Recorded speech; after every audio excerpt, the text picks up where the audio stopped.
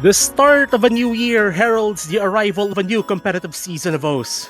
As tradition dictates, we open it with the people deemed to have come from distant galaxies. They bring with them their power, their finesse, and their experience. 7 keys they hold under their fingers. With 7 keys, they will hold us in awe. Welcome to the 2025 edition of the Oceania 7K World Cup. I am one of your commentators for today, Surfshoe85, and alongside with me in the booth is one of the tournament's distinguished map pool selectors, Tails DK. Hello. I'm very excited for this year. We've been preparing this map pool for like 6 months at least, so we're gonna have a lot to show here today. And we'll see quite a bit of changes this year. We kinda alluded to in the news post that we would have some EX maps later on, but we'll also have some other changes. We'll have to see them as we go. And actually, one of the biggest changes as well coming into this qualifier weekend is the mere fact that we'll have an expanded bracket like just more teams will qualify.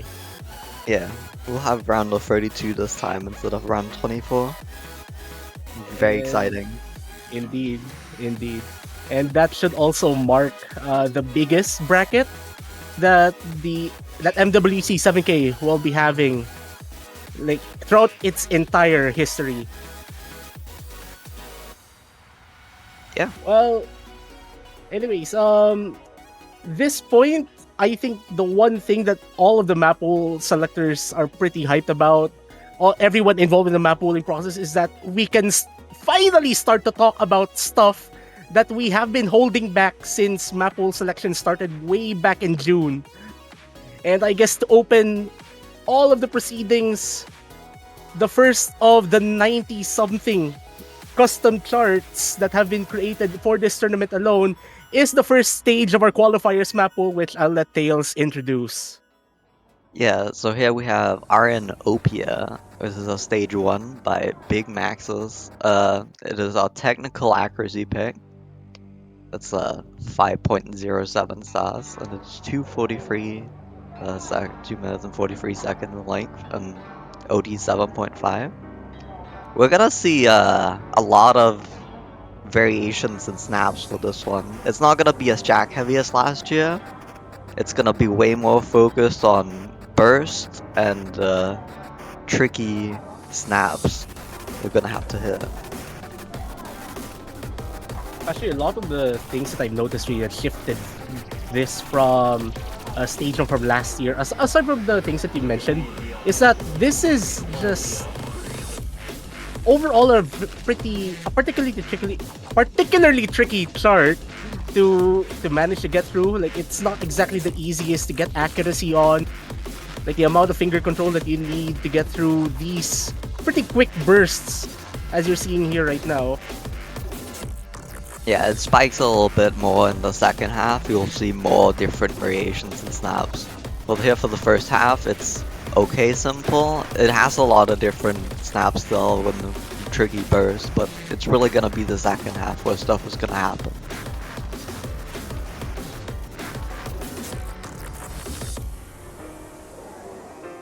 Though before we enter that, we're just a short calm section here.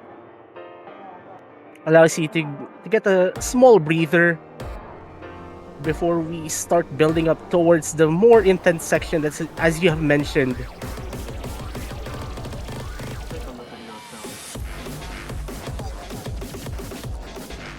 And here we go. Like, some of these semi-bracket movements as well, they're pretty abrasive. It's gonna be really interesting to see how the teams will do on that.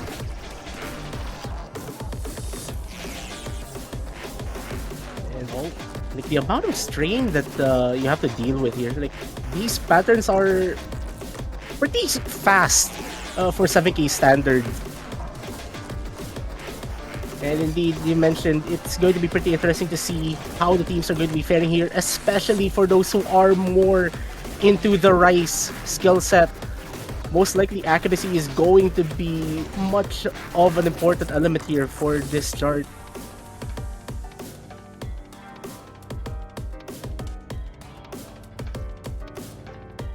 there's a little calm outro here.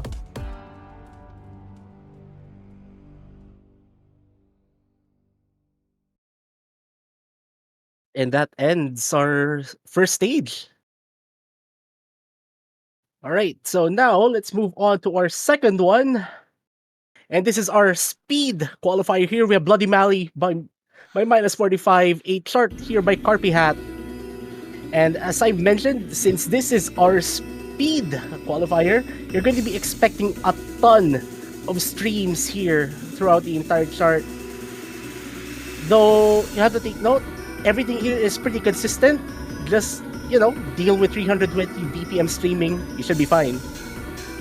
Yeah, it does have like quite a few breaks on it, so stamina shouldn't be too much of an issue, even though it is kind of consistent.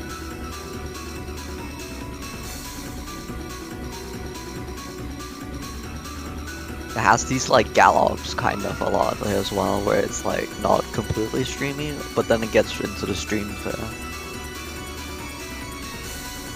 But then, here you go. Like, we're going into delay territory here. I mean, I also see some of those stairs that aren't exactly symmetric. Yeah, we tried to have quite a few of those this year, I would want to say.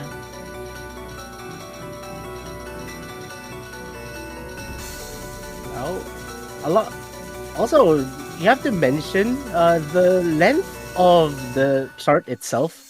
Like, we have a lot of pretty fast charts here throughout the entire qualifier set. Not exactly fast in terms of patterning as you're seeing here right now. Very dense speed streams here, delay streams throughout this entire chart. But I have to emphasize the drain times throughout this entire qualifier set. They're pretty fast. The charts end pretty quick. And They're all I'd pretty say, short. yeah. And I'm pretty sure they're going to be playing into the scores really, because any mistakes in these very short charts are going to be pretty fatal if you're aiming for very high scores here. So now let's go to our third stage, Tails.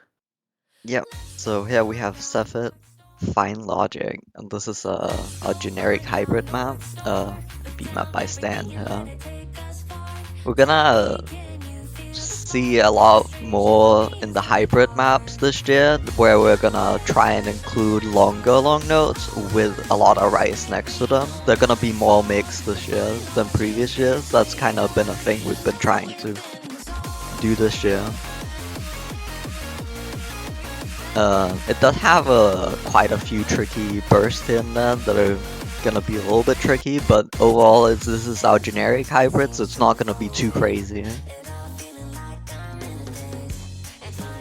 And you mentioned the longer LNs, the longer noodles in the patterning here.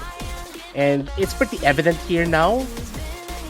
It's been pretty evident since the very start of the chart. And here come the bursts, as you mentioned.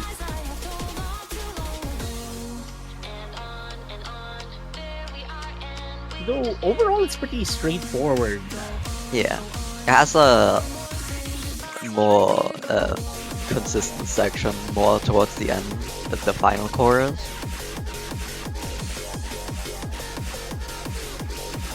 Oh yeah, this part is going to be pretty hard to score on.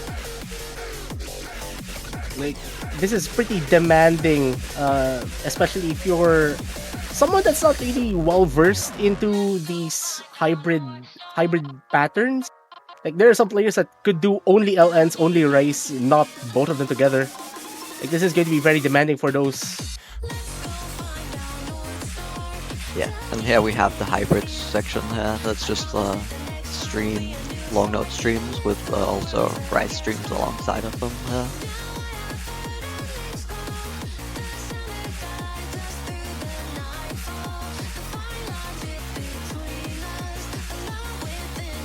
Though I'd say that this section in particular is pretty reminiscent of, like, what I'd say hybrid charts that you usually see in the ranked section in a way. Like, this is Yeah, pretty much a that's kind of the straightforward. goal. Yeah. at least with the generic hybrid slot. Indeed. Okay, Right. so next up we have quite a few changes to this one. This is Yoakame by Aaron. It's a map by Kobe. This is gonna be our stage 4. Now, stage 4 has had a lot of changes this year. It is not gonna be long note release or it'll just be pure long note coordination this year. And we will actually not have any LN release at all, as a standalone category at least. Well, they're So definitely in. Mhm. that's gonna be very interesting to see how that goes. I think, at least from what I've seen from the reactions from last year, at least with the Ellen releases, I'm pretty sure there are going to be a decent amount of people celebrating that decision. But with the removal of a category, there, as you mentioned, the changes, they might sound a bit drastic. But for now, Yeah. this chart, Well, pure coordination. yeah, you'll see in the following rounds what it's actually gonna be replaced by instead. It'll still be difficult, but it won't be LM release. But yeah, this map has a bunch of bigger chords. You'll see that, especially in the second half, we're gonna have even bigger chords. It's gonna be a little bit bigger. A little bit harder to try and coordinate here. But that's the whole goal of this map, is just to be kinda tricky to coordinate.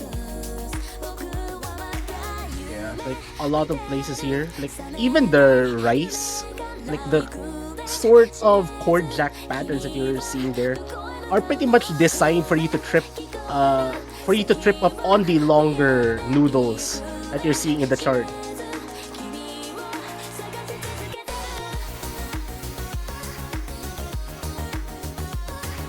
And if you also notice, there are a few shields in this chart. Like, it's not that evident, but they're in there.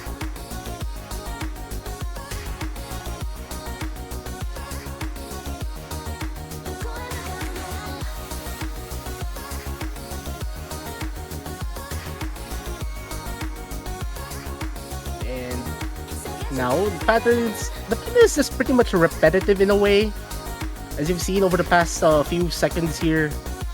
And it's just going to be take it home. Like this chart, try not to mess up the ending.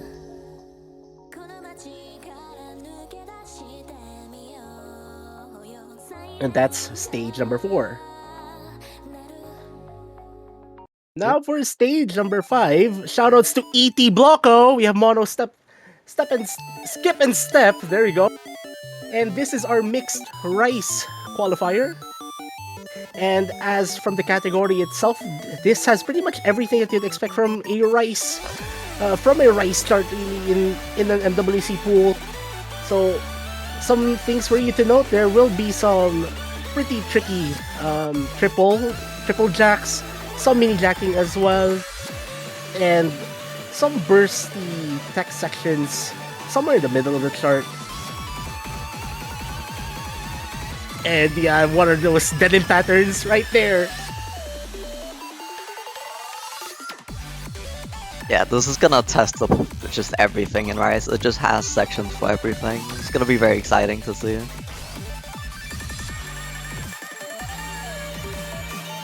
Arguably, like, if stage 1 isn't that physical yet, this is the physical qualifier in a way. They're pretty much evident already from the density of the chart, from right on the get-go. And those bursts, those stairs are not the easiest to hit.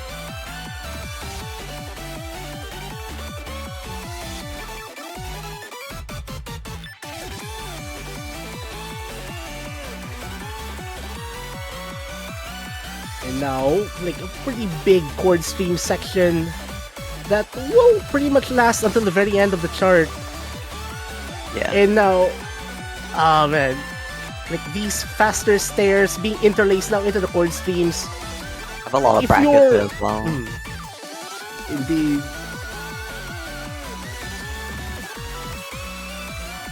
Like, good luck to the players. I'm pretty sure this is going to be one of the lower scoring in on average throughout the entire roster. But I wouldn't be surprised if this ends up being one of the more favored charts really by the top teams. Yeah. And next up we have stage 6. Um, this is gonna be 3R2 Spring Carnival. Uh, a map by Bang Seok. This is our co-stream map for the pool.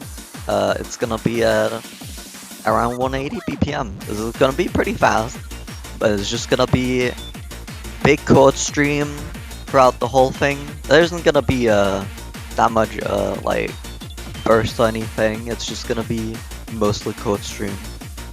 It does have a little bit of a break in the middle. This is definitely going to be the map where teams are gonna get super high accuracy on. I'm very excited to see this. Also, another one of these shorter, less than 2 minute picks, less than 2 minute charts, really. So any misses throughout the entire thing is going to be a hard penalty. Going to have a very big score penalty, and it's not something that you could really afford, especially if you're aiming to qualify. Especially like you're bidding towards getting into the top. I'd say like the middle to the bottom of the pack. Especially if this is going to be a particularly high scoring chart overall. Yeah, we see here there's quite a lot of brackets in here, but it's just consistent throughout here until the end.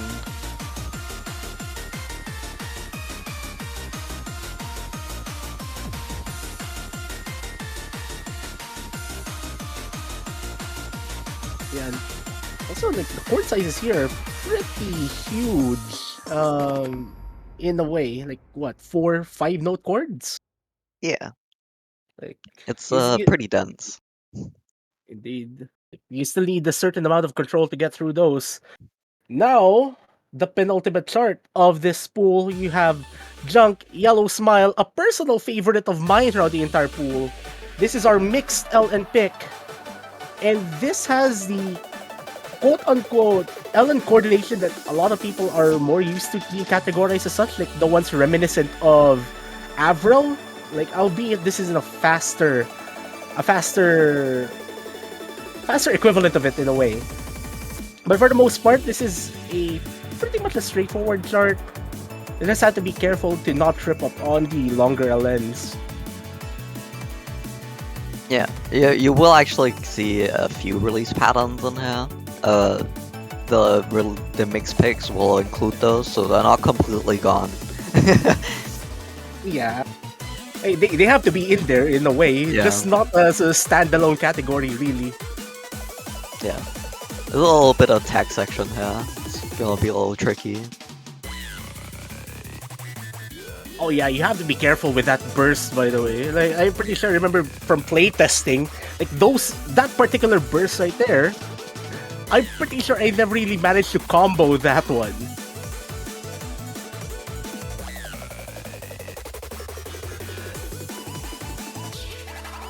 Just be careful. Now the final third of the chart is going to be leaning more towards your classical LN density chart, where it's just practically chord streaming with some long noodles and shorter noodles, like just being mixed all together. Yeah, we made sure that there at least were some longer long notes in the sections, so that it wouldn't be just right sections. So you're gonna see that also for the long note density picks that come in the future. Which is honestly a pretty nice development for the category in itself. Anyways, that ends the penultimate chart of this pool, and I'll let you introduce the final stage of our qualifier set.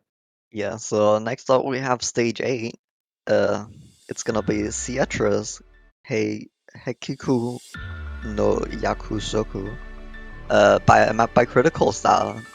This is gonna be hot tiebreaker style map in the pool.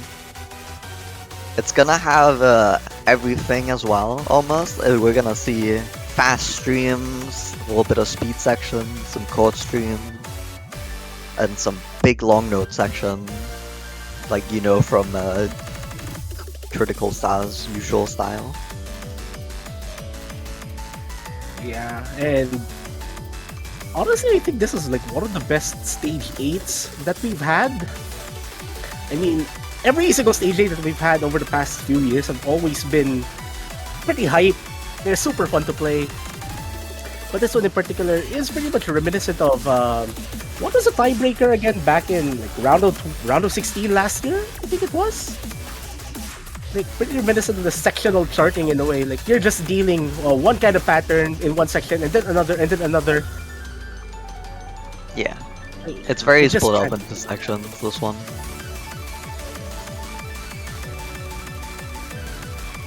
We even have some speed in here. You can see right here. Fast streams.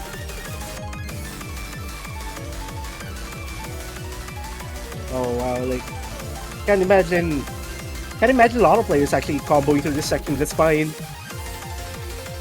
And then you transition, like that other transition is so good. Like it just flows so well.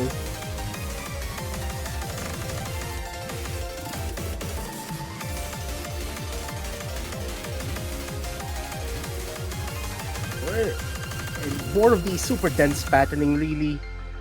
Again, putting a mark into the hardest chart of this entire qualifier set. And that ends all of the 8 charts in this qualifier round. Yeah. Yeah. Hope you all will like them. It's gonna be exciting to see what people will get on these next week. Um, as always, if there's feedback or there's any problems found, be sure to post them in the Map Pool feedback channel. We always love feedback. And yeah, that was it for this qualifier showcase, I think. Indeed. And also just some additional words really. The players, I mean, all of the map sets will be uploaded a few moments after this map will showcase stream ends. So they should be up sometime soon. Just to wait for any further announcements coming your way.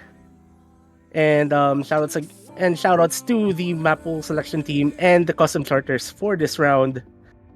Thank you guys so much for delivering quite a set of charts here. So now any final words from you before we close this one up? Good luck to all the teams. I'm excited to see. Yeah, that's pretty much it. Indeed. Again, to all of the teams, take advantage of the fact that there are going to be 32 slots up for grabs.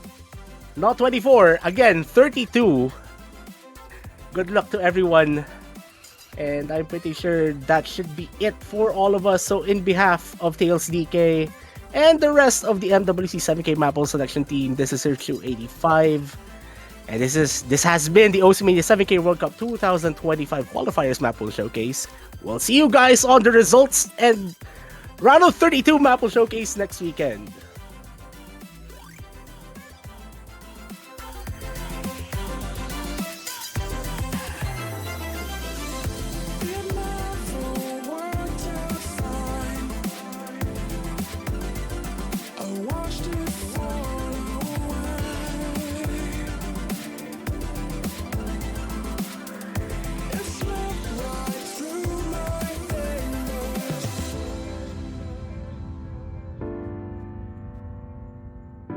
It slipped right through my fingers.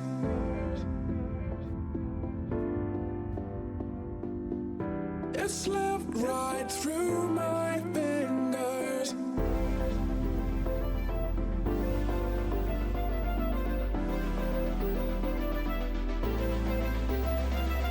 You said never let me go.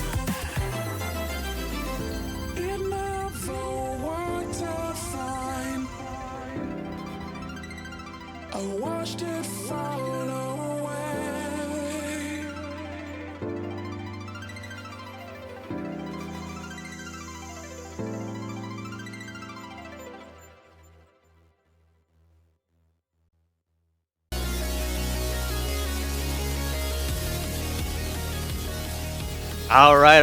Hello, everyone. Welcome back again to Mania 70 World Cup 2025. And here we are. We have once again, after a grueling last week wait for the qualifiers to show up.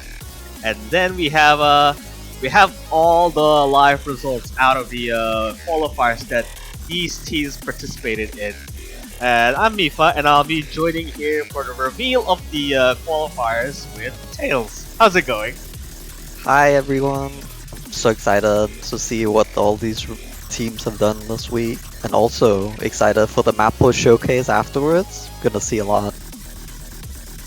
Yeah, absolutely. And I guess from from a viewer standpoint, the qualifiers for for this particular tournament, especially for the 70, has been quite a fascinating to watch, especially for from an outsider, from like a 70 perspective, and coming towards like a new, fresh perspective on how 7 key unfolds for this particular tournament. Has some different change, I guess, in terms of format, but I guess these teams in particular has been quite looking forward to see how the the map goes, especially from the qualifiers itself. So these scores, I mean, it's really really cool to see how these teams will perform. I guess on a live stage, especially.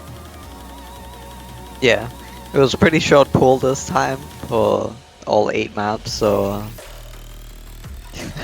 a lot of just gaming has been going on very quickly, so it's not been too stamina draining this round, at least for people.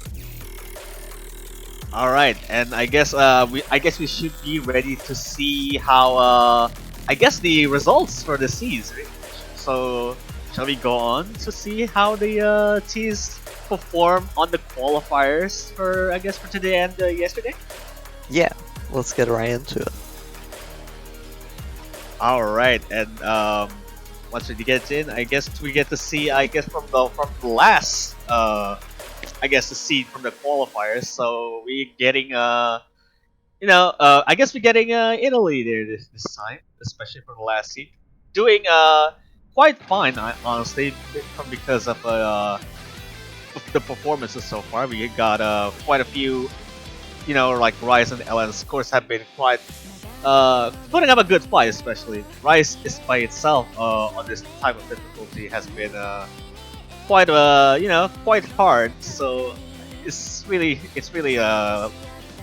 fast. It's really interesting to me. Yeah, definitely some of these like scores are gonna be a little bit troublesome for the lower seeds, and we see that here. So Italy not making it this year, sadly.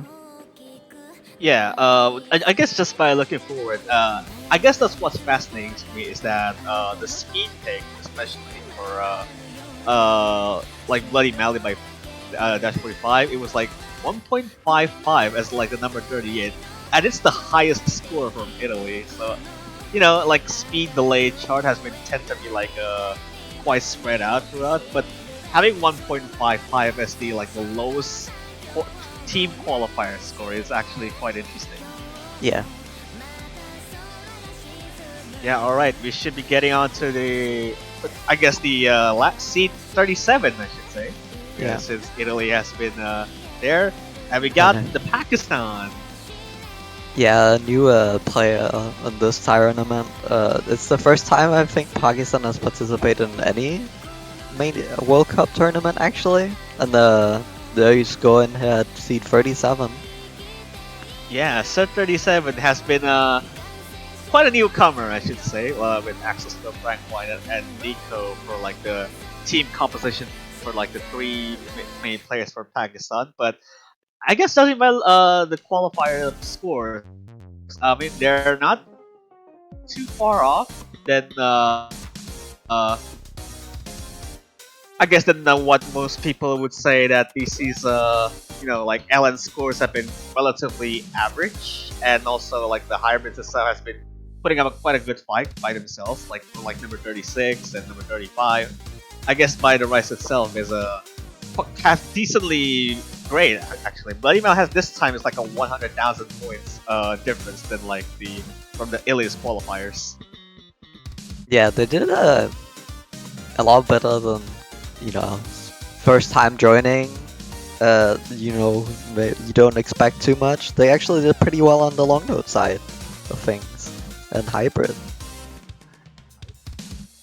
Yeah, I mean, I guess you can give it time for Pakistan to shine more. I guess for like next year if they happen to be, you know, participating again for the World Cup. So yeah, we're just moving on to seed number 36, which might be cutting it close, but this time it is Guatemala for number 36.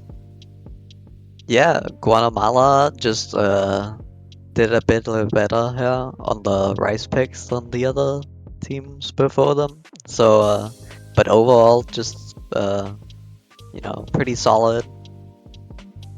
Yeah, marginally improved from I guess the last year's placing. I think it was like 37, which having a one up from like last year is definitely cool to see. 1.69 million for Bloody Mally too. Even though that's still number 35, it by averaging like about like 840,000 score from the late chart is quite good honestly. Yeah. I mean, honestly, it's gonna be kind of scary to see what people are gonna get on the speed pick if score's already this high. Yeah, we're moving on to I believe seat number 35, which you know a lot of people may be expecting, but this time it is Austria here. Yeah. Austria seeming to get around 34 on the rice picks and then struggled a bit more with the long notes. At least comparison. Yeah, this time around, like the rise on average is like quite solid across the board, like all C34 from like the rise itself. The scores by itself is also just spread out throughout. You got like the speed chart with Bloody Mally with like around almost 1.7 million, and then also Spring Carnival, which I believe like the one of the last rise that is more focused on late game scenarios, is like 1.3 million, which is probably like centered around like 90% accuracy like that. It's still pretty cool, but it just fell short of like the actual, you know, like top 32 for qualifying into the tournament. Also, yeah, I just wanna note that this is actually seed 35. I know it says seed 34, this is seed 35. Ah, yeah, okay, yeah, C35. Maybe there's some kind of like a rounding or matchup error there, but yeah, we're good there. So Yeah. this is definitely C35s, which you know, that's still like three teams. Well, I guess the top three, the three that is out of the like the top 32, which is still cutting it close, but it's still not quite enough to qualify to like the top 32 anyway. And right, we're now moving on to this time around. This is I guess C34, which maybe matches up with Austria, and now it is actually Ukraine this time. Yeah, Ukraine getting a pretty solid performance across all of them. They're pretty like they hit 35 on rice, 34 on hybrid, and 34 on long note. So I just gotta improve it a little bit maybe for next year. But you know, solid performance across the board. Yeah, absolutely. I believe like the seat being 34 which matches up with Austria like before, but this time actually the score on average has been quite solid as well, like 35, 34, and also along the for 34 as well. Although even though it kind of falls behind on like Rice, like Bloody Mally's score has been a little bit worse than Austria, for example. But the later game, like Skip and Step and Spring Carnival, has been shown quite a bit of a fight there for the late game, but it was just fell short. So essentially, they still have like around 2 teams more to beat out the top 32, for example. Yeah. And I Now, think yeah, we we're can- moving on to the last of the not qualifying for the tournament for the teams here, and it is actually going to be Australia here. Unfortunately, just fell short out of the top 32 here. Yeah, they have a really good score on Bloody Mally. I can see here. They got 29, so no. Just the other scores just not quite making it. What's interesting to me is that like even with the Bloody Mary score like 1.888, it's still like number 29 from like this tournament, which is centering like average of like 940,000. It is still quite high for a score, but it's still like number 29. And that's kind of funny to me as well because hybrid and long on average is C32, like rank 32, which is just about making it. Unfortunately, it just kind of fell from like the rise score itself. Even though it's different team members from like last year's, which definitely just weakened by itself, but it's still really good qualifiers, of course. But yeah, that's the last team that did make it to like the top 32, and now we're entering into like the qualifying zone here. Starting from the like the numbers seed number 32, the teams that are qualified this time around, one of them is for the teams are going to be, drum roll please, it is Czechia this time. Although just still cutting it close after last year's placing. Although I mean last year was like top 24, but this one is top 32. So congratulations for qualifying there. Yeah, first time they actually qualified this year. They actually seem to be doing pretty well on the rice picks, especially on the tag map with 1,844,000. Super solid here. It does really help when you have like an early game that centered around like like 920,000 on average, like 29, 28. Although it just this time the competitive side of the Czechia has been lost to like Australia, like from the team that we showed before, because on average it's like 32 for a hybrid and long notes. But Rice, it carries on through, so that's enough to qualify. So congratulations there for Czechia.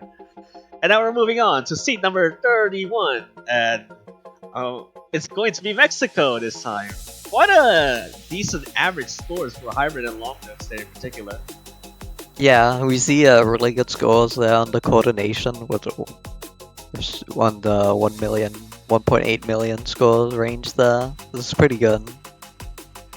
Yeah, hybrid and I guess long note, yellow smiley particularly also not quite. I guess not quite the coordination, but it's still like 27, which is quite high on the placing, yeah, like around just about almost 900,000 on average. Bloody Mally as well, just barely making it to the top 32, which like around 1.87, which is still very good. Even though the last year's placing is number 30, which by definition on last year they didn't qualify, but this time it was just about enough. Yeah. Yeah, we're moving on, to seat number 30. The 30 is actually quite a surprise this time. It is Lithuania. Yeah. So Lithuania seems to have improved their scores quite a lot from last year, and they actually got a really good score on Bloody Mally and Heikuku. No.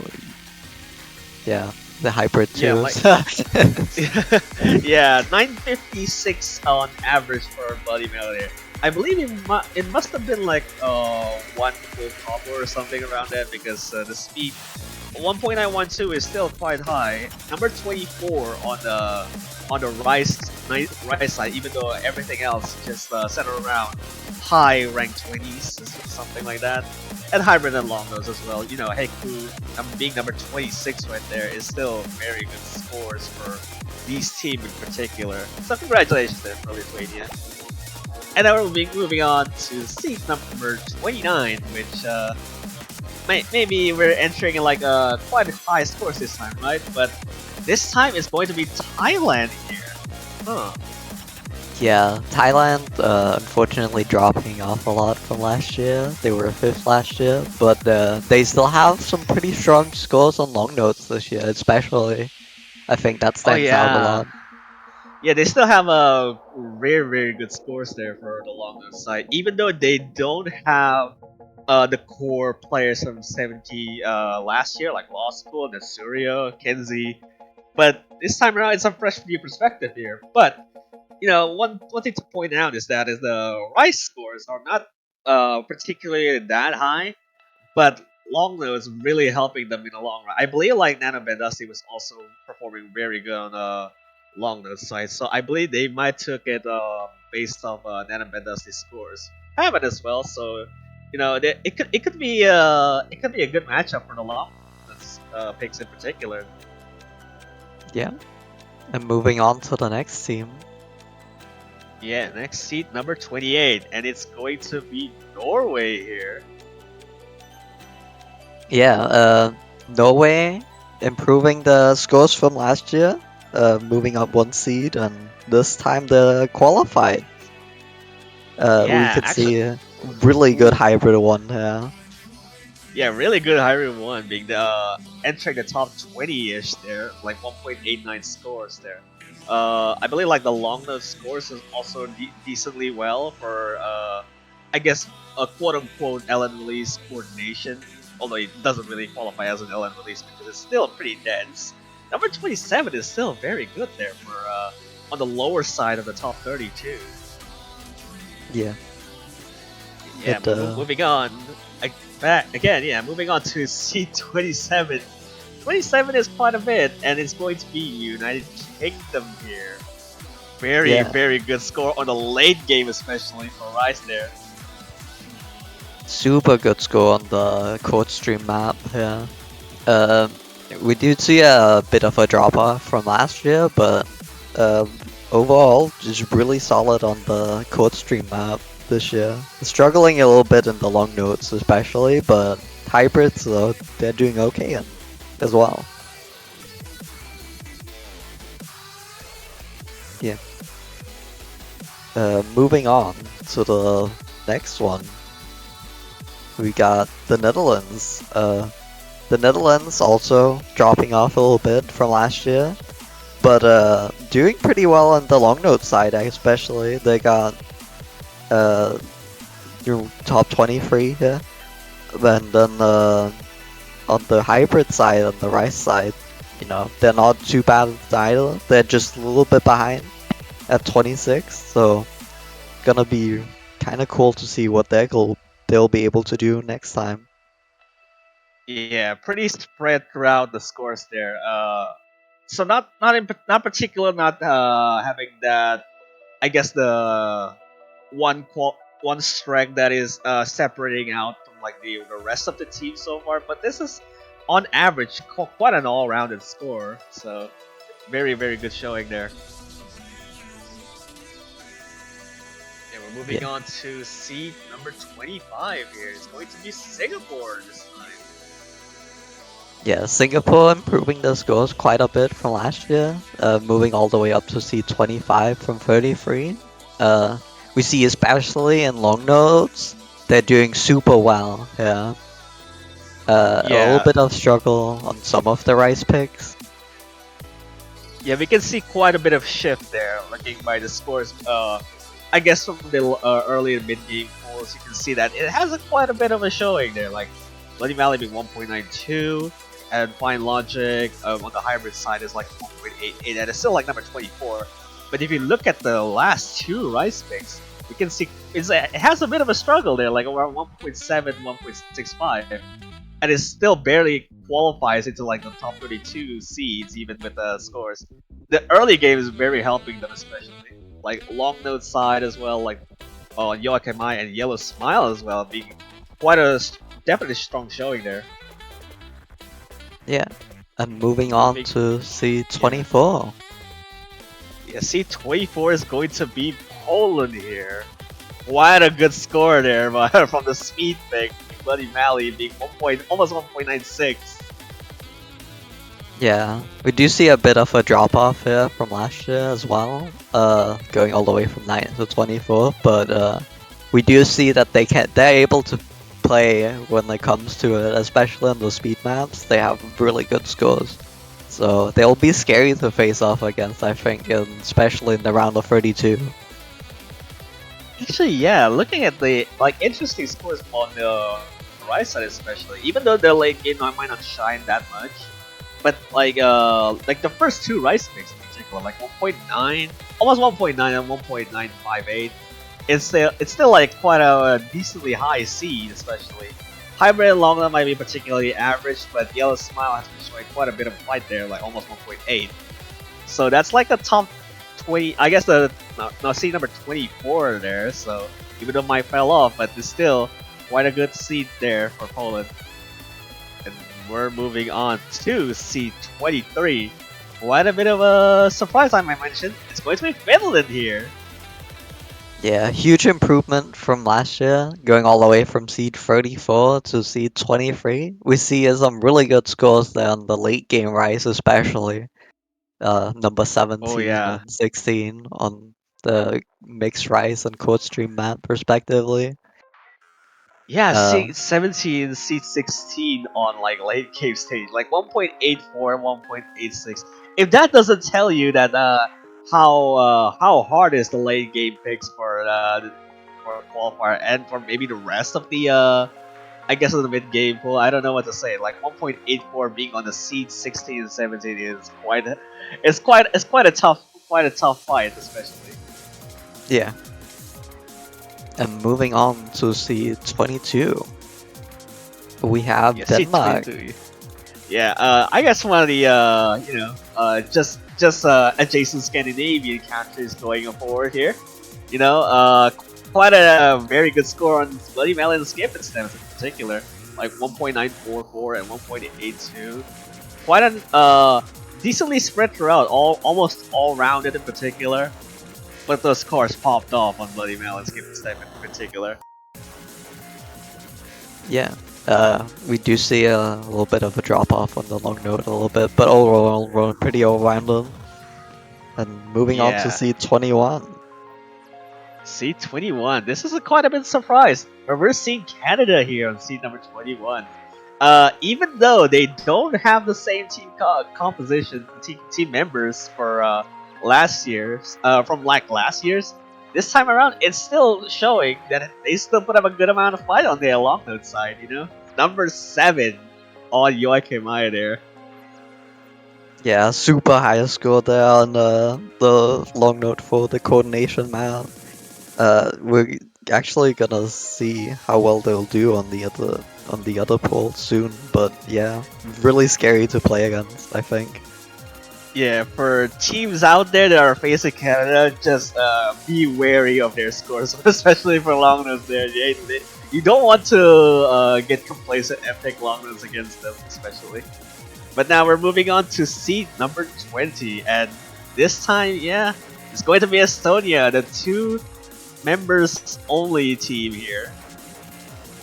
Yeah, I wish I was as good as Hizela. We gotta put it in as well this year.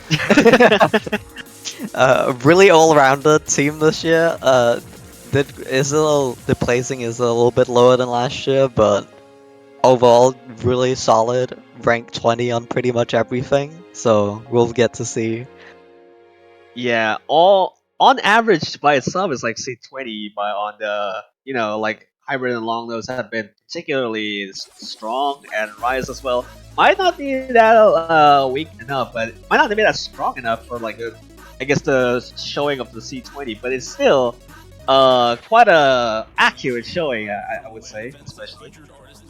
So we're moving on to now. This time around, we're at the top 20s, and now it's going to be the seed number 19. It's going to be Taiwan. Look at those early game scores there from Taiwan. Ophia being number 14 right there. Yeah, super solid score there on the technical accuracy map.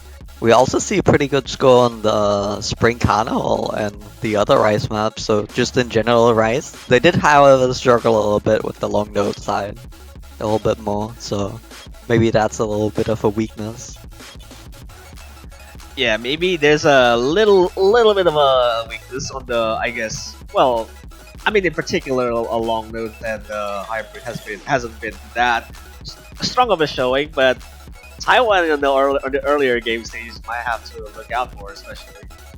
So Yeah. we're going next here, seed 18. I'm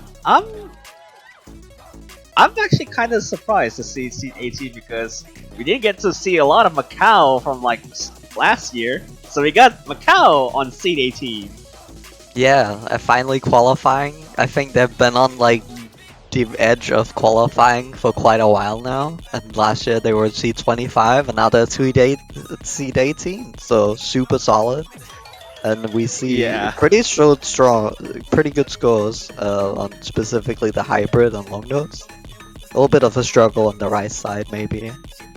Yeah, I know. I know a little bit of Macau's team because, especially on the Mania World Cup server, they've been active, especially for randoms there.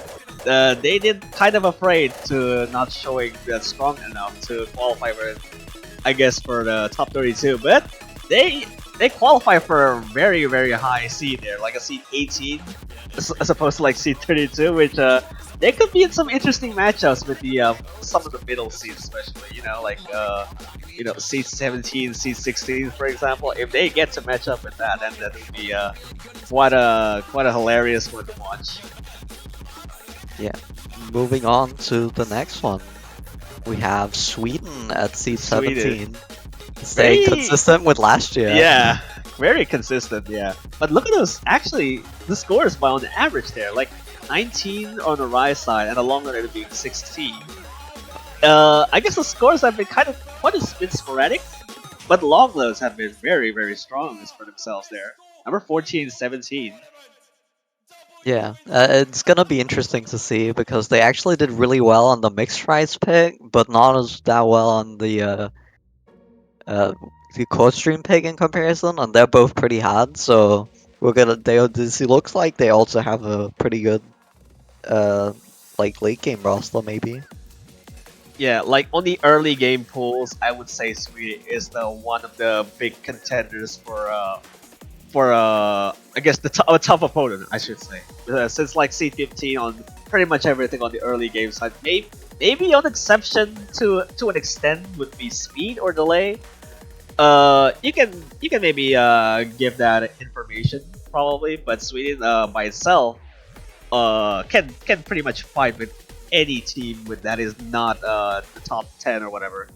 But yeah, we're moving on to seed 16. 16 would be quite a bit of a surprise to me, especially. It's going to be Spain. Quite a bit consistent from like last year's placing, but on average, there's no top 20s. All of them are above seed 19. Yeah, we see a really good late game rise there, all the way up to seed 14, and also some pretty strong hybrid scores. And this will be the opponent of Sweden. We're getting into all of the opponents now. Oh yeah. Once we're at it, now that we're halfway through. That is quite a bit of a opponent to go for. But like especially for seed 16, 14, and 18, it is very consistent. I guess on terms of deviation in between one another, but we're not basing it off because of like just by the seeds by itself. It's the scores that count, and it matters for like the I guess the actual matches coming forward.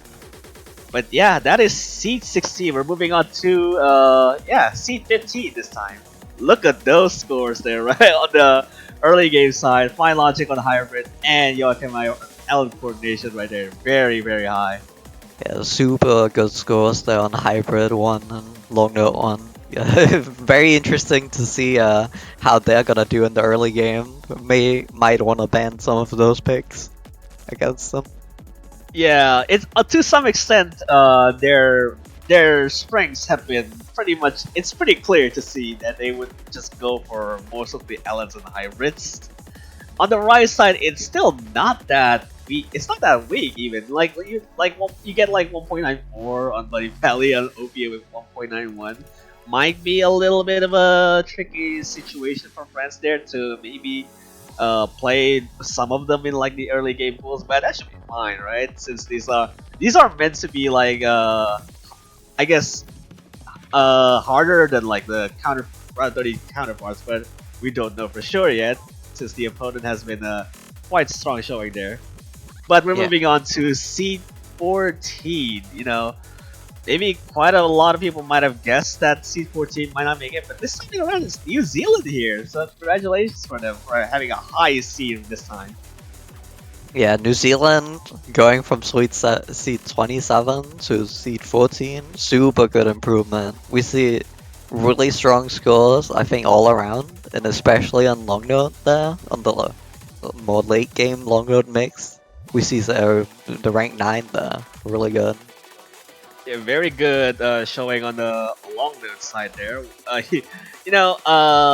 some point, let the Rise picks it by itself. We're actually inching very close to, I guess, more on the higher side of the top 16. So this should be expected to see when you have a strong scores in the, I guess, on the middle seed so far. Even though seed 14 is still a very high seed to go for. Yeah, this is a strong team. I cannot stress enough that this is a strong team. So we're Yeah. moving on to seed 13. We got Germany this time. Very consistent from like last year as well. Yeah, Germany doing really well actually on the hybrids especially. But also some of the Rise picks, ooh, top 10 there on Yeah, Rise 1 and Rise 3. all quite consistent as well. OP and Bloody Mallet being 1.94s, and Skip instead just 100 points shy of it, but it's still like top 13, top 12 material right over there on average. Hybrid as well, they're also really good. You know, like 10 and 12.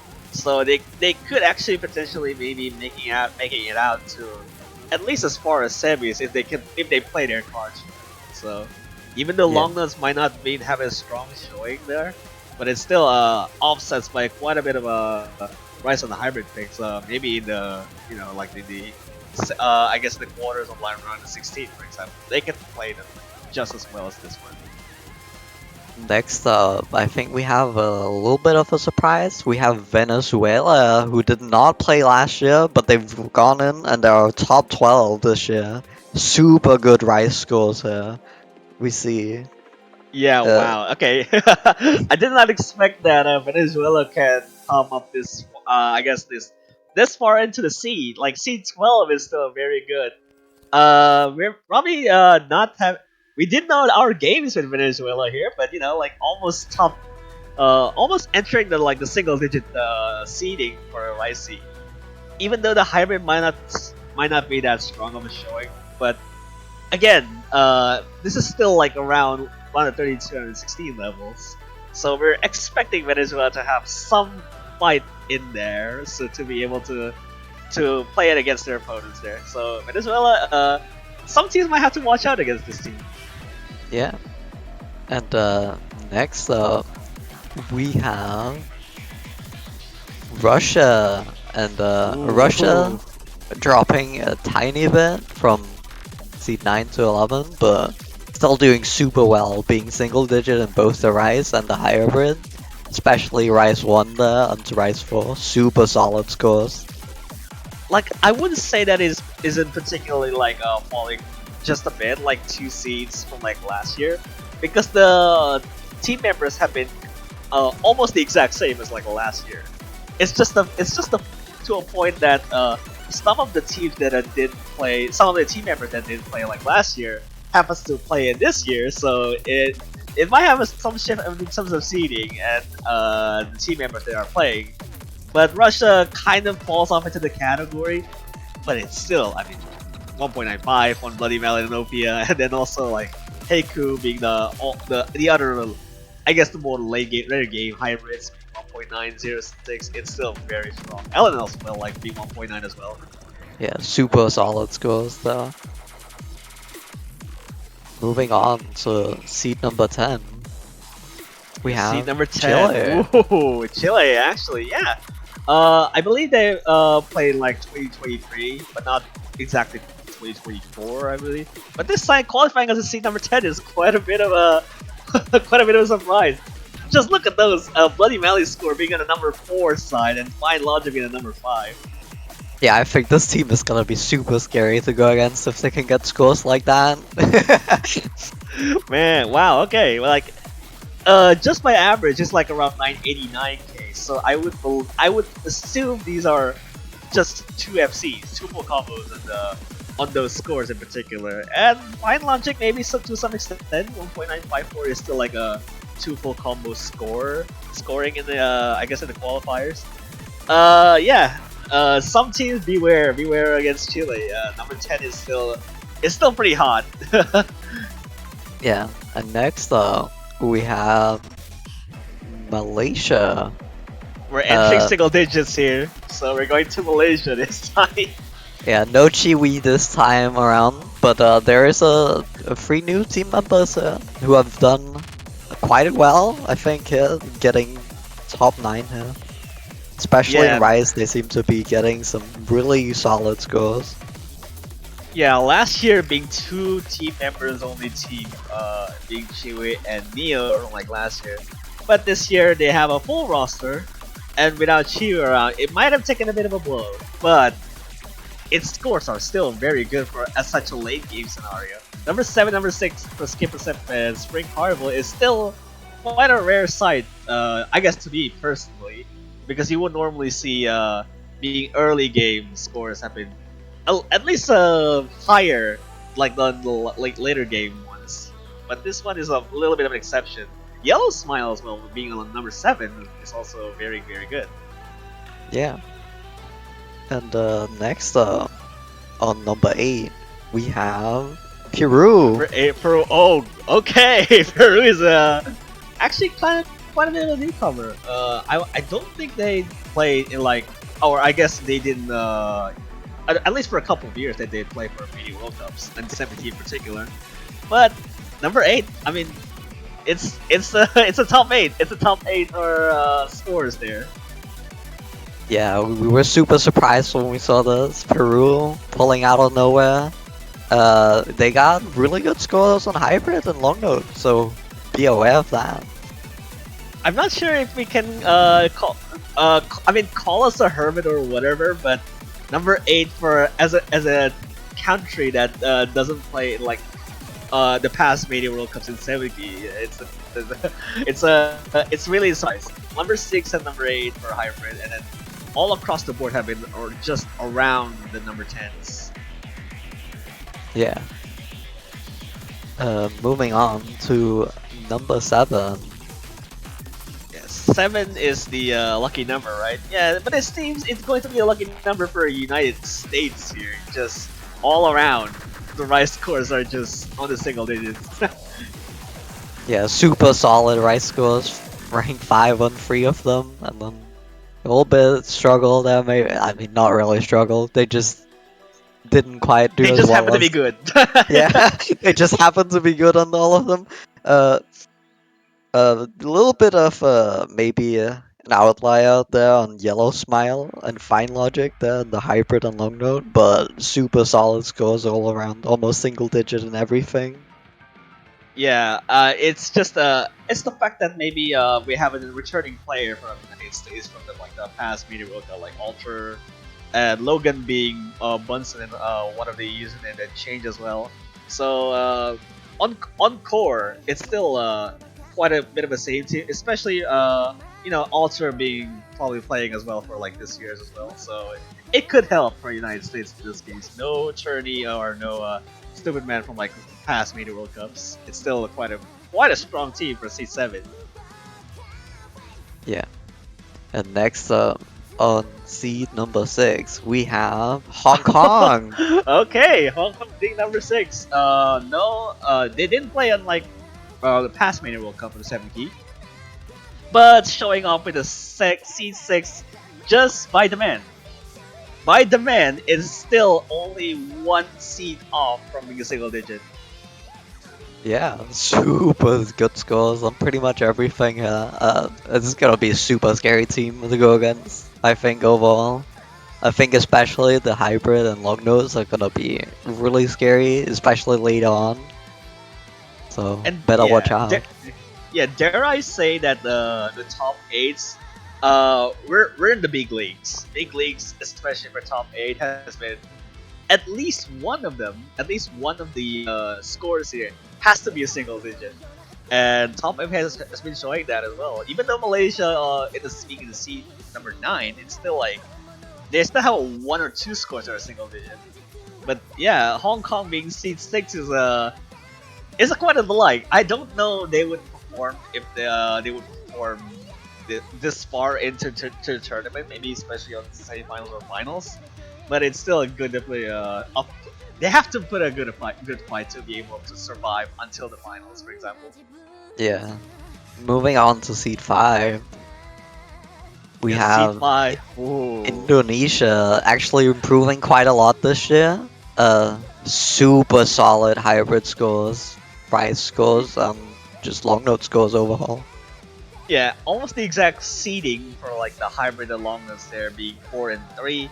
But yeah, we're entering single digits, and by single digits, all of the scores are single digits. 1.96, 1.97, and then maybe the late game I would say is very particularly strong too. Sprint Carnival being on a 1.974, even though it's just by I guess by simplicity, it's still quite a 4th stream level of dense. You know, like 1.974 being on the seed number 5 is all teams have to be wary of picking core streams against Indonesia.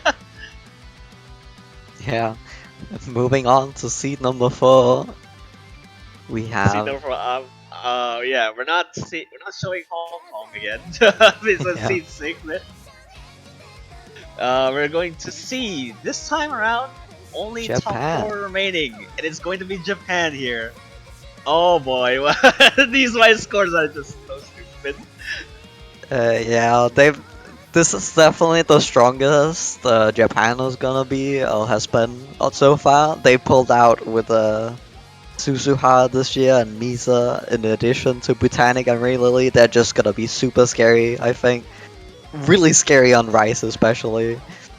Yeah, I always find it fascinating that Japan's performances on several Mania World Cups, not just 7 key, but 4 key as well, has been they have a standout amongst themselves. And for 7 key, like you can clearly tell there's a returning player here, like you said, Suzuha being on the I guess the past 2 Mania World Cups, not 2024. They didn't play in on that one as well. Maybe 2023 they didn't play as well.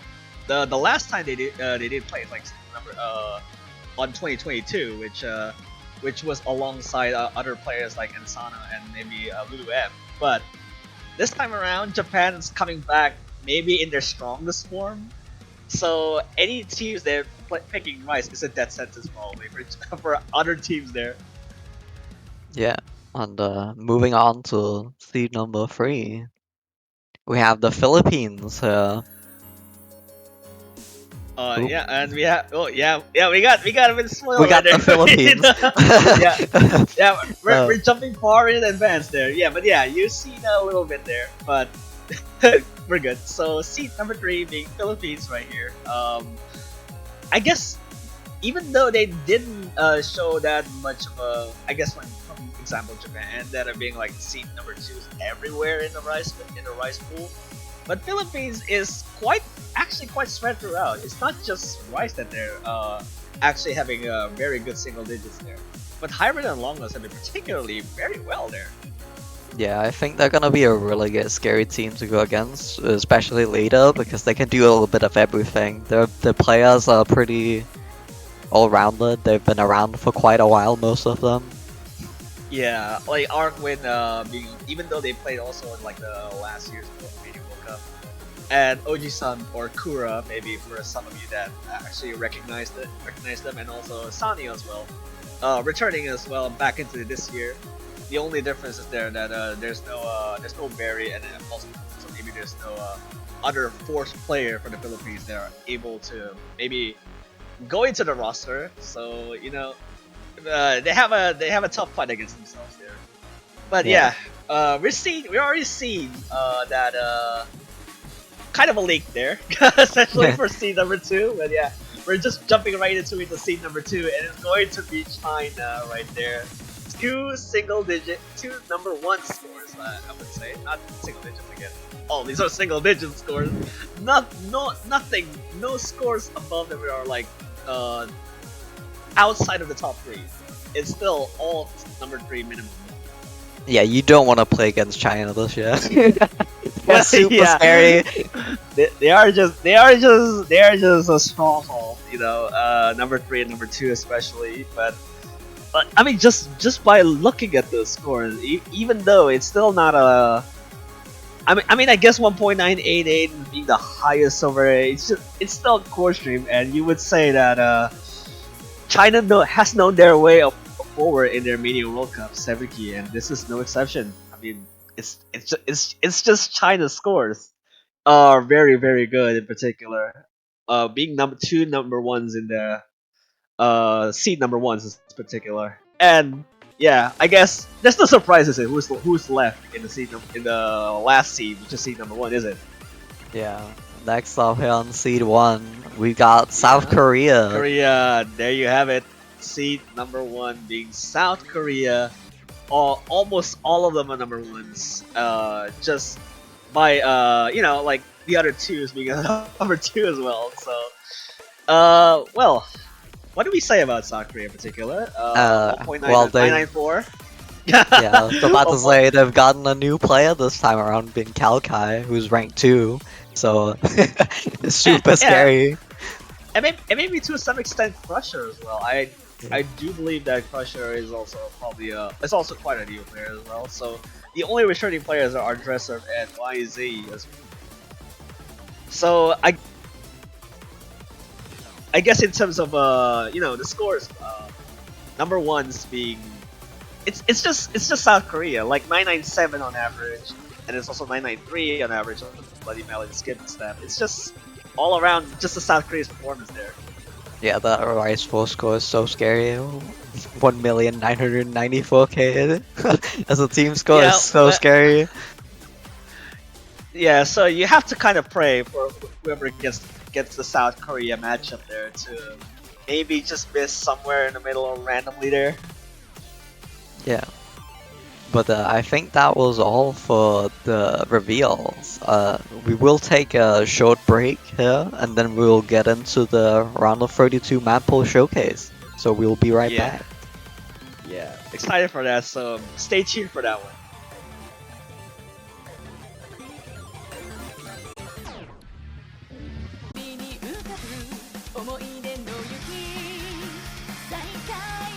Alright, hello everybody. Once again, we've done a little bit of a commentator swap out, but we are back with the round of 32 map pool showcase for the Mania 7-key World Cup 2025. I have swapped out for Mifa here. I'm Toph Daddy, joined yet again by Tails. How's it going?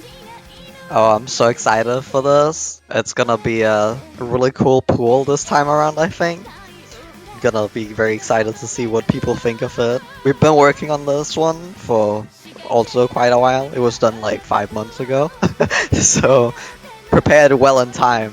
Now we're here to showcase this. Yeah, and I can say, after playing through the map pool, very, very fun, so I'm excited to see what happens. I would say, difficulty-wise, it's probably around the same as last year's first pool, so nothing too crazy to see from that, but outside of that, nothing really to worry about. Just got to get into the map pool here.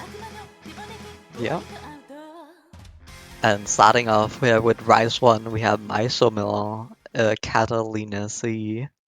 This is our speed pick for the pool by Bang Seok. And this is gonna be around 230 BPM, so it's a little bit lower than last qualifier here, but once we get into it, it's gonna be a bunch of single streams for the most part. We do have quite a lot of breaks, especially in the first half, however. Yeah, there are quite a few breaks. I would say this isn't necessarily pure single streams. It feels almost like what you'd call light jump stream in 4-key, so like a light chord stream type thing, but the doubles and the triples are so few and far between that you can play it like it's all single streams. Yeah.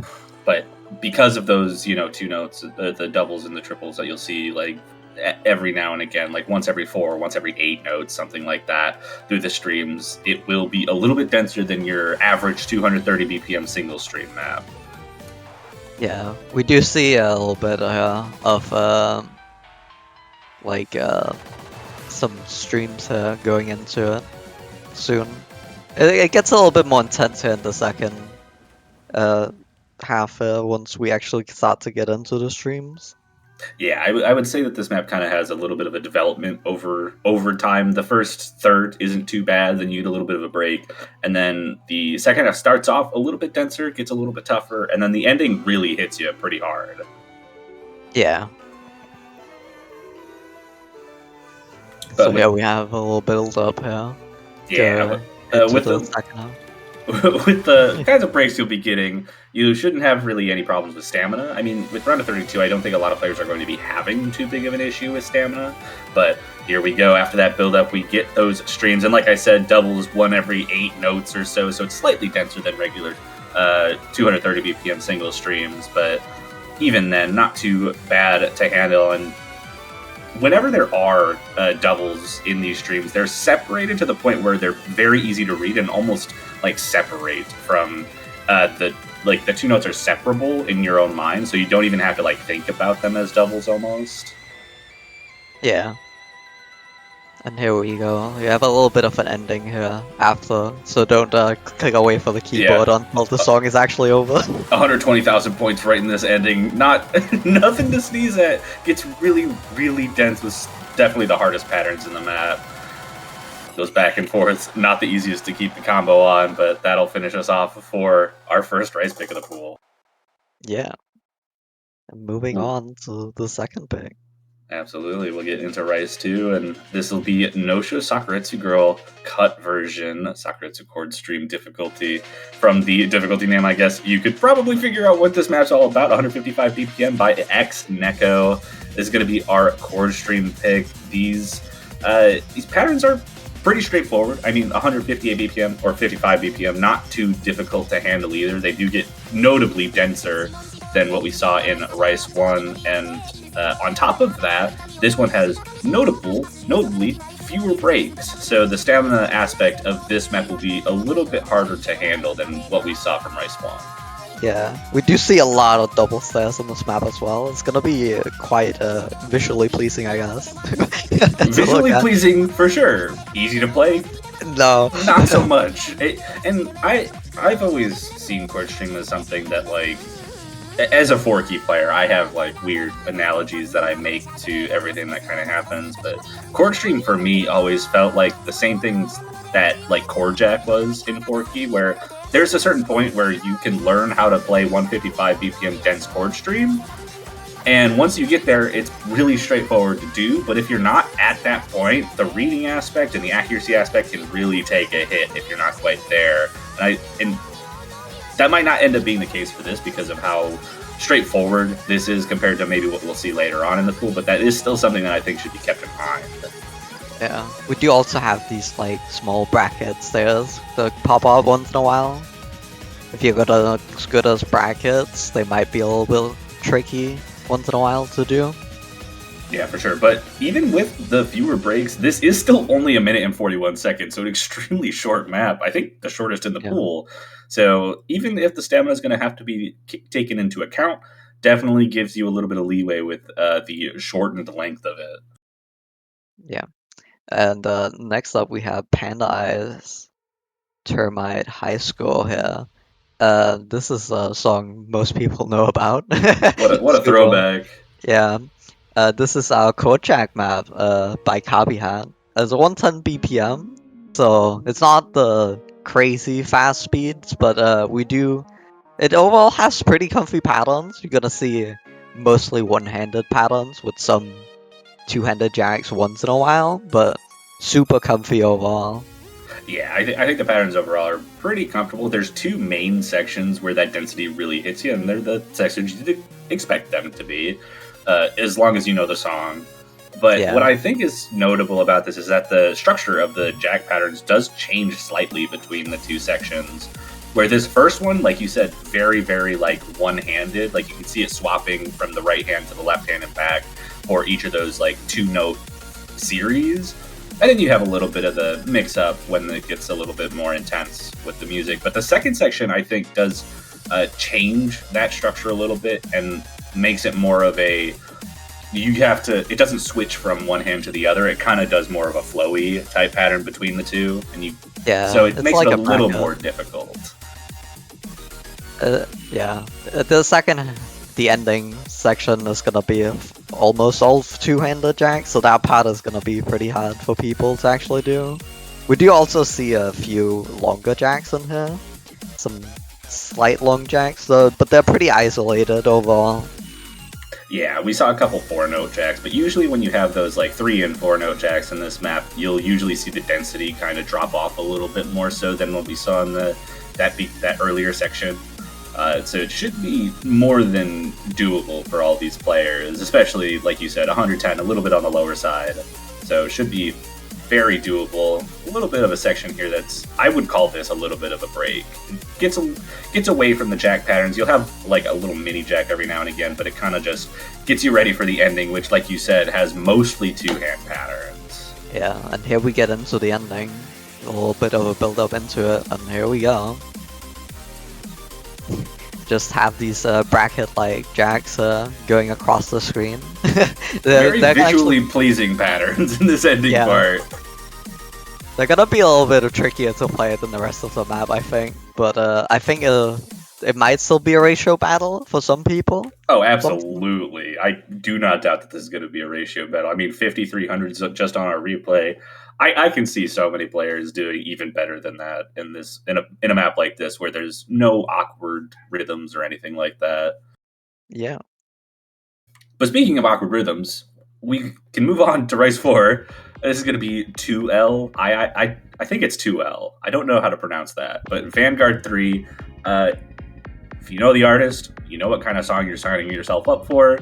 This is going to be relatively straightforward patterns, but the rhythms are really what you need to watch out for. This is made by Lenpai, and what you'll notice for this map is that you'll have a lot of this broken jump stream type stuff, which isn't terribly difficult to deal with, accuracy-wise right at the beginning. But as the song develops, it'll start introducing more and more polyrhythms to it, which are mapped as polyrhythms and make the accuracy portion of this a lot more difficult, especially with that OD 8.5. Yeah, this one is super tricky, especially if you're not the greatest at getting the rhythm down and would rather have some continuous patterns. This one is really tough for you. I think this might get banned, a bit.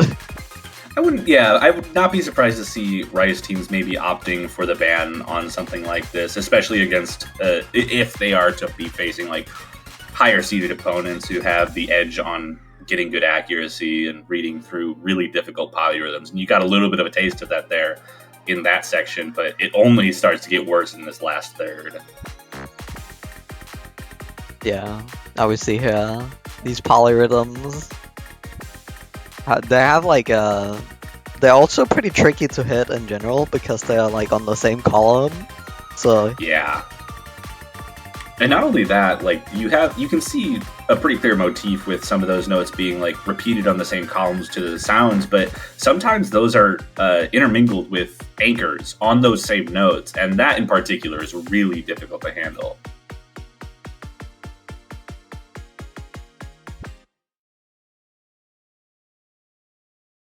So that was our tech map for this pool. And moving on to the next one, we have Sparks Switcheroo, a map by Big Maxes here. This is our mixed rice pick. It's gonna have a little bit of everything, honestly. You're gonna see different sections that have speed, tech, chord stream, but then also mix them together quite a bit. So we're starting off here with a short intro chord stream, really. Yeah, and I think interesting to know about this is that this is a little faster than our regular chord stream pick. It'll be like in the middle of a whole lot of different picks. I think the most important part about this is that because there are so many different types of patterns throughout this, I think they're a little more comfortable than you might have normally expected. I think this might be a big favorite for players in this pool. I personally think it's my favorite of the Rice picks. Just because everything flows so well, and I think that's going to work well for it as like the mixed Rice pick. Really make sure the players are comfortable with everything they can be, even if they don't need to be like as good as you might need to be for Rice 1 on like the speedier patterns. Yeah, and getting into here, we have the fast sweeps throughout the section. These like short little bursts. Then we have a little bit of a break here in the middle, where you can like regain your composure if you lost it before getting into the it's ending. very easy to lose your composure on a map that changes as much as this does. Got a little bit of a chord stream section here, but this is very light, pretty straightforward. Yeah. Potentially even more of an opportunity to get yourself back into the swing of things to prepare for what the ending has to offer, which will be a little bit on the denser side with the chord stream, but also just be basically a mix of everything we've got. Yeah. Another little break here to gain your composure right before the end once again. The stamina definitely should not be an issue here on this one. We see a little burst here, small burst. They're gonna maybe be tricky to accuracy, we'll see. And here we go, the ending. Definitely the hardest part of this map. Gets a little faster, gets a little denser, has some of those mini jacks in the bursts there. Lightens up a little bit, but we just got a few more patterns in this ending that can be choke material if you're not prepared for them, but shouldn't be too much of an issue. And that'll finish off our Rice section. Yeah, and moving on, we have a pretty anticipated thing. Okay, we're moving on to our hybrid maps first. Then, we got. I see. Yeah, that's not how it's hybrid listed here. 1. Tejimo Yomogi. Usuva Kangero. Sorry for pronouncing. Just as good a job as I would have done on that. As a map by Yi, this is our generic hybrid map. We're gonna see, actually, like as I alluded to in the qualifier showcase, we're gonna have quite a lot of longer long notes throughout this as well, during the hybrid maps. Yeah, absolutely. I think this will have a lot more of those longer long notes that you have to like coordinate around, but I think the most significant part of this map, like as a part of the map pool, is that this is going to have mostly straightforward patterns that you just kind of have to coordinate the pretty pervasive Rice patterns just with those extended long notes. And you get a couple of isolated Rice sections, but most of the time you're going to be having to deal with those longer LNs just kind of intruding on the patterns. Yeah. Tried to make it a lot more mixed this year. So the generic hybrid map is going to be what we would maybe find in the rank section as a hybrid map. Just very generic. I think most people will probably like this map. It's just pretty comfy for most people, something people are pretty used to playing anyway. Yeah, absolutely. I think for the players that are playing in this MWC and will be duking it out on these map pools, I think this is about as comfortable as it gets. At least hybrid-wise. Maybe not necessarily for everyone, but I think this is just. There's not really a whole lot to say. It kind of has the same themes throughout it. I do think the second half is a little bit easier than the beginning, because that beginning did involve a lot of interweaving like multi-long notes, and you can see that again here at the ending. But even then, I still think that the beginning patterns were potentially a little bit harder to handle. So if you're able to get through that beginning, I think you'll have a pretty good time with this map. Yeah. And then we reach the end of here. Little tricky burst at the end. And then classic. Moving on to one of the harder picks in the pool, I want to say. We're going to have the technical hybrid, yeah. It's gonna be BPM Ichigo Q, Kyo Yumo. And this was a map by X Neko. We're gonna actually see some pretty tricky long note patterns and fast burst. Yeah, this is an interesting map. I think it has some of the same qualities where you'll see a lot of those longer LNs just kind of be invasive, but I think the long notes definitely have more of long notey type patterns and are a little bit separated from a lot of the rise. So you'll see a lot of sections with like bursts and like dumpy burst and jack patterns, but you'll also see when you get these choruses, you'll see a lot of these just mixed long note patterns with some difficult to coordinate patterns just in general. Also a few shields. Yeah, and a few shields. That's definitely true, and that can mess you up. But you'll also get these like isolated rice patterns, which is a little different from what we saw from Hybrid 1. Yeah, these parts in particular, I think, are gonna be pretty tricky for long note wise. Definitely are.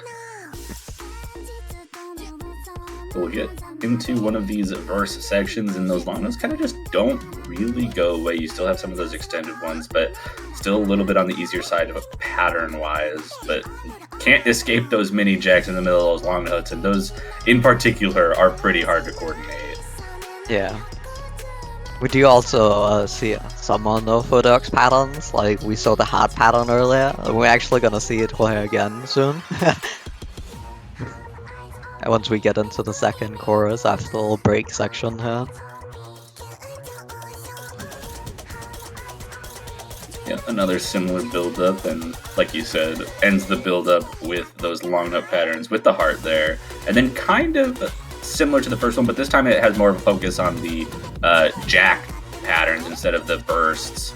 They are still flam jack patterns, so the accuracy isn't going to be super easy to get, but the OD6 should help handle the accuracy side of that. There were a few longer jack patterns in there, but just a little bit. But now we get back into the hybrid here. Yeah, just a repeat of what we saw from the first chorus there then. And that'll finish off our second hybrid. We've got one more hybrid to get through, and this will be the longest map of our regular pool. This is going to be Zyrus's Crash Landing Rendezvous. It's 3 minutes and 16 seconds, another low OD at 6.5, made by Ironiosu.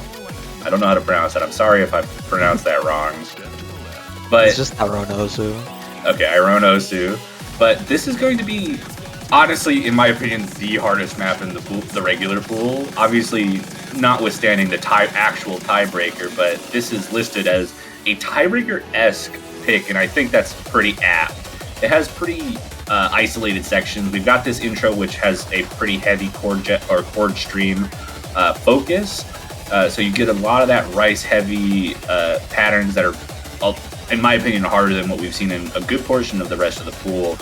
And then it moves into more of a long note section, and the ending will hit you with a very hybridy section that hits you with as much as it can, on top of it being 3 minutes long. Yeah. We do see a little bit of tech here as well. Just a tiny bit of rice tech. This is gonna have a little bit of everything. That's kind of the goal for this, to just be like a smaller tiebreaker in the pool. Pretty tricky transition there. Definitely, I mean, this whole map is just tricky in general. Pretty fast jack patterns as well there, mixed in with some of these pretty technical long note patterns. I imagine this is going to be heavily favored by the higher seeded teams, just because, like I said, I find this to be the most difficult pick in the regular pool, and it just could also end up being fan bait for a lot of teams. Like this, I think, is physically difficult enough on a lot of different zones that it could cause trouble for especially a lot of lower seeded teams. Yeah. And we gotta get into the second half now.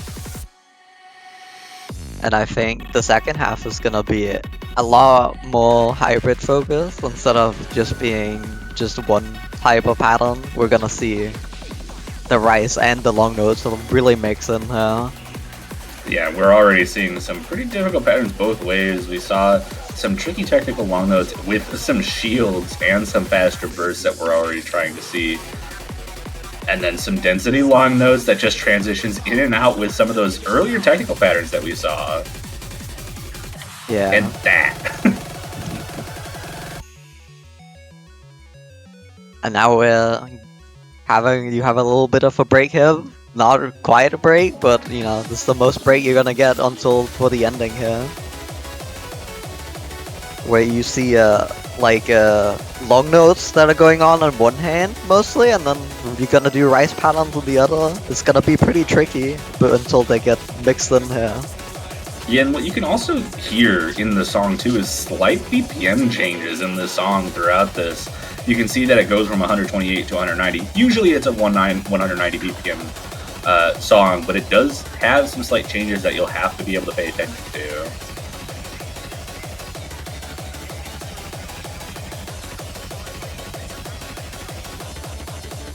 A little bit of a rehash of what we saw in that intro with, or at least at the beginning with those chord stream patterns, just to finish off that map. And like I said, potentially hardest map in the pool. Going to have to watch out for that as a player, but that'll finish off our hybrid pool. Yeah. Now we're getting into the most anticipated category change. We have Neko Hacker Shadows featured. This is the negative space difficulty by Surfju. This is gonna be our inverse map. So Gone is release and in is inverse. Gonna be very exciting to see what players think of this, but it's not gonna be complete full inverse, as you can see. It's just it's more so a map filled with inverse patterns quite a lot. It's gonna be quite a bit slower than the other maps, at least physicality wise. Definitely is going to be slower than the other long note maps physicality wise. Important to know. Like you said, that this isn't going to be primarily inverse through the whole thing. Like it's not going to be 7-note inverse for the whole thing, but there are sections at the end where there is 7-note inverse, where the patterns are going to be a little less dense than what we're seeing here, but they still exist. So you still do have to watch out for that. You get to have fun with one of your hands on that pattern. The 4-note inverse on the left or the right hand. Good luck splitting that with your thumb. Yeah, I think this map was actually really fun to play first. Gonna see how players think of this category as well, of course, but another case of interesting. Either you can do it or you can't is 7-key inverse, I think. Yeah, definitely. But this is kind of in between, I think. It's not quite fully you can't do it, because it's still pretty simple patterns, all things considered. It's pretty slow, so you get time to think about it. Get time to think about it. It doesn't really change anything for some people. And like I said, this is where we get into like the actual full 7-column inverse. But these are much easier patterns. Pretty much every 1/4 there has a note.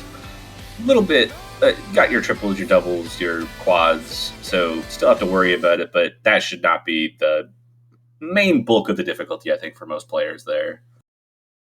Yeah. And moving on to long note 2, we're gonna have Rejection, White Canvas, feat Aitsuki Nakuru. This is an Osu edit. This is gonna be our long note density map by Long P. One thing, there's gonna be a little bit of change this year. You're gonna see longer long notes as well in the long note density map. Last year they were all pretty short long notes throughout, and it was just full density. But we're gonna have some longer long notes as well this time. Making sure that even if it's the easiest to take care of as, like, you know, a Rice primary player, there's still like that difficulty with some of the coordination throughout it and the reading and stuff, which wasn't necessarily apparent in previous years' density picks. Yeah. Have a little bit of a break section here before we get back into it. The build up. Yeah, got that build up, and we'll be getting into this chorus. This starts with this on the second half of this map. I do think that this map is going to be this is going to be probably the most popular of the long note picks. I could see LN3 doing that, but we'll get to that. But I've I've always seen the LN density picks be popular throughout a tournament, and this should be no exception. It's even with some of the extended long notes, it's very straightforward, and I think a lot of the players are going to like a map like this. Do you see a little bit of tricky one-handed overlaps there with some of the long notes there in that section? Might trip some people up who are not too comfortable with it, but we'll see. Absolutely, but we got a little bit of a rehash of the intro here, so as long as you can get through the intro, you should be able to do this part of it and get through to the end of our second long note pick.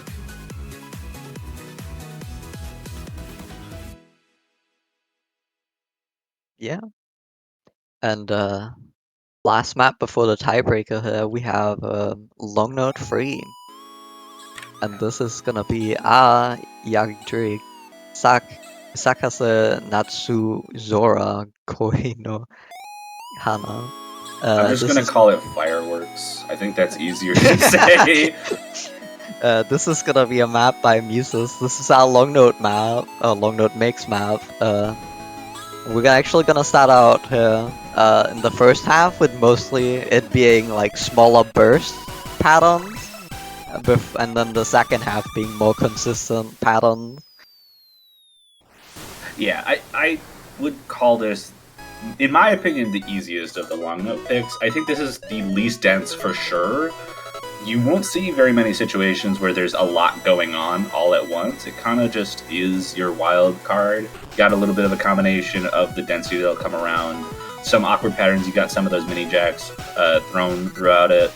Some slight dense patterns, but you usually won't get more than a double happening at any time with those denser long note sections. So I think this is going to be something that's more approachable, I think, for teams that aren't necessarily super strong at long notes. Yeah. Here we have a little bit of break before we get into the main chorus, honestly, of the song, where you're gonna see it get a lot more consistent after a little bit of a build-up here. Yeah, a little bit of a return of some of those denser long note patterns we were seeing in the beginning section of this map, and I think the second half is really going to be the defining part of this map, because this is where kind of the intense sections of music come from, and it starts to get a little more consistently dense. I think that's where really the accuracy and the combo is going to be determined. Yep. Here we see these longer long notes. Still pretty chill mostly. It's gonna be just a few long notes you're gonna have to hold in for quite a while actually. Yeah, and then this ending has a little bit of a tricky section. You get a little bit of a slow section there. It is not the easiest to hold on to coordination-wise. You do have some awkward overlaps, especially on some of those one-handed patterns. But again, like I said, shouldn't be really too much to handle for anyone. I really could see this as being almost as popular as LN2 for some of these teams. Yeah. Little outro here with some long note rolls there. And now we have the tiebreaker coming up next. It is gonna be Camellia, the Lost Place in the New World. This is by PWHK this year.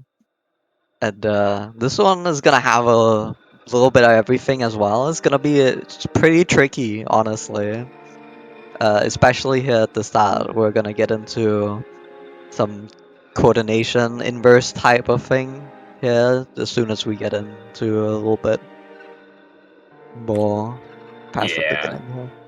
I think important to, I guess the most important thing to kind of see like about how this map flows is that the first half of this map, or third of this map, is primarily focused on long notes. There's a lot of difficult long note sections, and you can see already we're seeing, even in the slow section, a little bit of a tricky coordination long note type section, some tricky patterns, and those tricky long note patterns do kind of turn into more of like your density and your mixed patterns as it starts to build up. But the ending is where you start to get those very technical rice patterns in the chord stream sections that come around.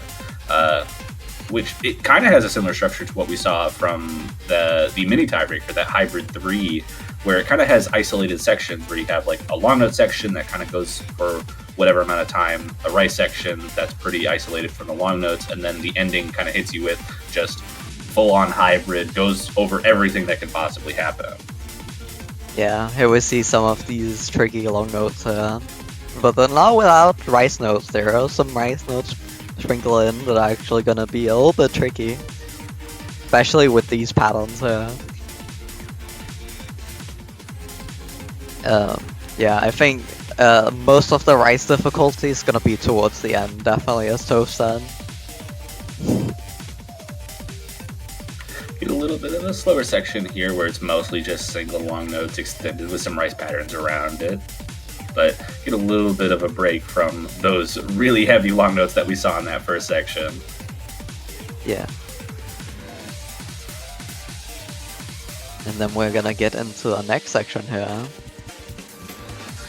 which is a little bit of coordination. We have these super long notes going on while you have to hit these little flams, grace notes. Not too bad in terms of coordination, but is still a little bit tricky with some of those extensions, like that second column holding on through the change in the chord there, and now section 3 doing the same thing. Get a little bit of break, but it starts to ramp up here, and we'll be getting into a little bit more of a mixed section after this. Yeah, these trills can actually be a little bit tricky. They're just going on quite a bit on the spacebar there. Gonna see quite a few brackets later as well, especially in the right sections. Just a little bit of small chord jacks going into the chorus with a big burst there. And here we go into that mix section that I was mentioning after that build-up. Very one-handed patterns, honestly. You see them kind of isolated to one hand at a time, where you gotta swap between those long notes, and then it swaps into that chord stream section. Really dense stuff, a little slower than what we saw from our actual chord stream pick in the pool, but a little bit denser as well, and you still have to make sure you're paying attention to those transitions into the long notes. We're going back into some LN sweeps and even a little bit denser than what we saw from the early section that kind of sounds the same as this. Yeah, there's a little bit of tricky long note section there, and then we have a little bit of tech section here towards the end. It's gonna be going more into rice, but have some small bursts in between, so it's not gonna be like consistent. There's gonna be these small breaks and small bursts. And a bunch of brackets there as well. That looked like a really fun polyrhythm. Good luck with that one. And then it definitely just starts to keep getting denser. Those jacks make more of an appearance with the density at 150 BPM.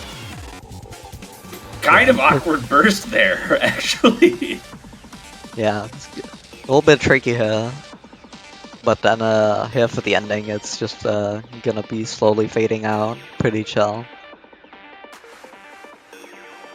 Yeah, a little bit of a cooldown section to finish up the map, and that will be the end of our tiebreaker and the end of our round of 32 map pool showcase. Those are going to be the maps that are played next weekend between all 32 teams who qualified. I'm really excited to see how these players approach this map pool. Yeah, it's gonna be really interesting to see how everybody do on these. We're gonna see as well how players receive all of these things, and especially with the new category, inverse pulling up this year.